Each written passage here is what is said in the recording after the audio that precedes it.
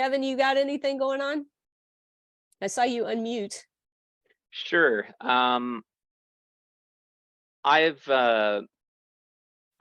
Was just approached by someone this morning who is proposing a small referral fee for finding businesses where only the assets were sold, but the EIN number still remains. And so they basically want to buy these EIN numbers from a seasoned business. How would you recommend finding something like that? So what they're looking to do is buy the corporation or the LLC that has a separate tax ID number. So you're looking for C corporations where they just sold the assets, or trying to think. I guess S corporations would have separate tax ID numbers too.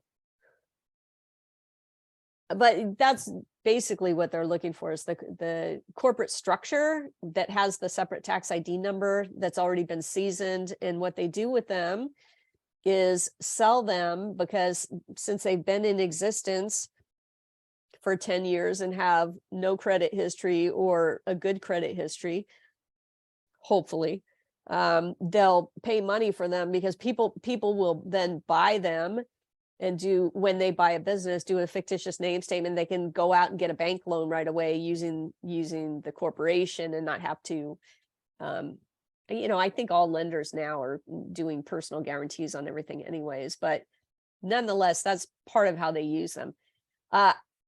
Honestly, I don't know how to look for those. I mean, I think that's one of those things where I keep the contact in my CRM, and if I'm selling a C corporation and I know we're doing an asset purchase agreement, then I might go ahead and talk to the seller about, does he want to sell the corporate stock afterwards to a different party?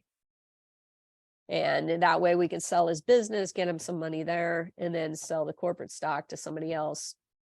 But again, you have to look at, have the CPA involved, look at the structuring on that. There's tax implications. C corporations are, you've got the double taxation issue.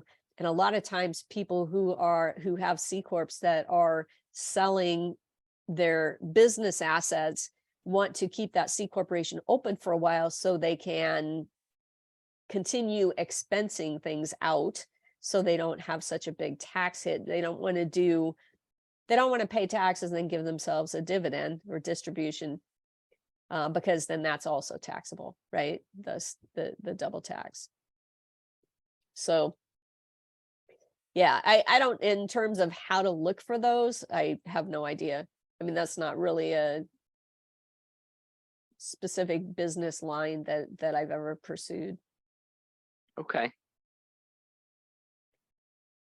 But there are companies out there. There are also companies out there that will buy seller notes. So if you do a transaction where the seller's carrying back 10, 20% or more on a seller note, there are people who will buy those notes. And sometimes you can get commissions from that too. But a lot of times they want those notes to be seasoned for a couple of years first. Mm-hmm. And then they're obviously buying them at a pretty deep discount. So the seller the seller may or may not want to sell it at a deep discount. Say it's a note for 100,000, and the seller needs some quick cash, and the buyer has been paying the note every month for the last 18 months or so, then seller may be able to sell it for 30, 40 grand. Okay. Thank you. Mm-hmm.